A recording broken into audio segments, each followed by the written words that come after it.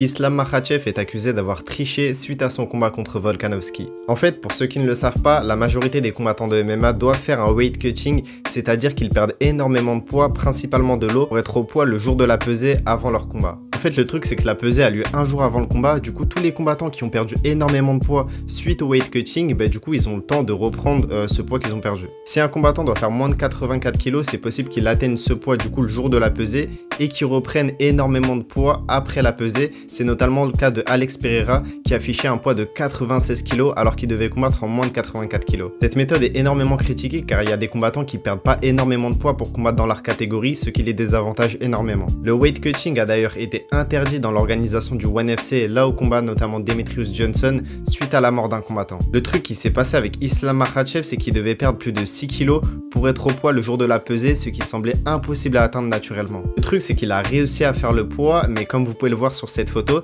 sa veine est très imposante et beaucoup de rumeurs portaient à dire qu'il se serait fait injecter une substance par intraveineuse afin de récupérer le plus rapidement possible. En fait, le fait de s'injecter une substance, c'est-à-dire un médicament par intraveineuse qui va nous donner du glucose, des lipides ou par exemple des protéines, ça permet au corps de récupérer beaucoup plus rapidement. Le manager de Islam Makhachev, Ali Abdelaziz, a d'ailleurs confirmé indirectement qu'il se serait fait injecter une substance par intraveineuse en disant que le problème c'est que cette méthode est autorisée jusqu'à 2 à 3 litres par intraveineuse. Et du coup que Islam Makhachev il se serait fait injecter moins de 2 à 3 litres d'intraveineuse. En fait le truc c'est que c'est très compliqué parce que selon le journaliste Brett Okamoto, l'utilisation d'intraveineuse est à la base interdite à l'UFC, mais les règles ont changé en 2019 et selon l'USADA, le comité antidopage de l'UFC, autorise jusqu'à 100 ml d'intraveineuse. Mais ce qui est encore plus compliqué, c'est que la commission australienne n'autorise pas l'utilisation d'intraveineuse alors que Islam du coup a combattu en Australie contre Alexander Volkanovski. Dites-moi ce que vous en pensez et si pour vous le weight cutting par déshydratation devrait être interdit comme c'est le cas au ONE FC en faisant par exemple la pesée le jour du combat.